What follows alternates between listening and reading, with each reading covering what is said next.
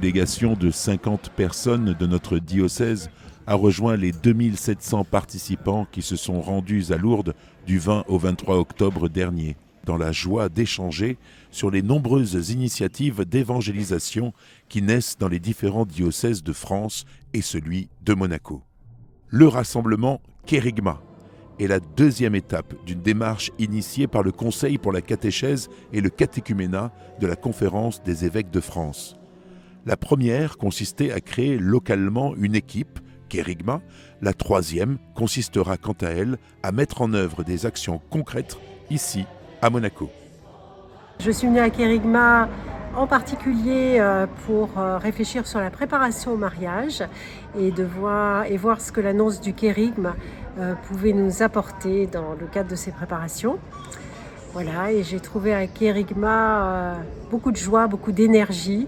C'était un vrai bonheur de participer avec une équipe diocésaine de personnes qui sont motivées, comme je le suis, par la mission d'évangélisation. Et maintenant, on va revenir à Monaco avec tout ça et on espère irradier de ce qui nous a remplis pendant 3 jours. Ce que je vais retenir de ce Kérigma, c'est l'expérience de vie d'église qui a été très riche. Lourde bien sûr avec son message, mais surtout le fait de le vivre, de le partager en commun et de se rendre compte qu'on est église ensemble. Je ne me sentais pas légitime pour pouvoir témoigner de l'amour de Dieu et être ici avec ce groupe, et finalement j'ai été réconfortée. On est tous, ou au moins les croyants, on est témoins de l'amour de Dieu et on peut à notre tour en parler aux autres. Quand on voit toute cette joie, cette réunion, cette effervescence et cette ferveur de chrétiens réunis entre toutes les délégations. On a parlé avec tout le monde, on a échangé avec tout le monde et c'est vraiment beau et on ne peut pas rester insensible à ça. On est obligé de l'annoncer et la manière dont on l'annonce, je pense qu'elle se nourrit de ce kérigme, justement de cette essence de la foi.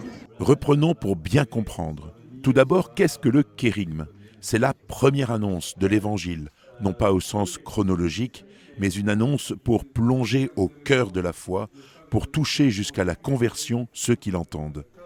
Il y a quelques mois, à Monaco, une première équipe, Kérigma, s'est construite avec l'archevêque, appelée à évoluer et se compléter. Il s'agissait de la première étape pour préparer le rassemblement de Lourdes. Dans la cité mariale, le ralliement qui a constitué la deuxième étape a permis à travers des ateliers, des conférences, des prières, des rencontres, de partager des idées d'action concrètes qui pourraient être reprises ici dans notre diocèse. Bref, les monégasques présents ont pu, dans cette pépinière d'initiatives missionnaires, revenir en principauté sevrés de bonnes trouvailles. Reste maintenant le plus important, agir en s'assurant de prendre le temps pour que les initiatives soient des choix durables et efficaces. C'est donc la troisième étape que l'archevêque guide dès à présent et qui se traduira par une nouvelle rencontre en décembre, cette fois-ci locale, avec des acteurs prêts à travailler pour une œuvre commune d'évangélisation missionnaire susceptible de donner une nouvelle force et de nouvelles propositions pour notre diocèse. 3 étapes donc qui sonnent comme les prémices d'un nouvel élan missionnaire où tous les protagonistes des services, mouvements ou paroisses auront ensemble un rôle à jouer pour, nous l'espérons, un résultat visible et percutant auprès des personnes déjà engagées, mais surtout envers celles qui cherchent et qui ne demandent qu'à trouver.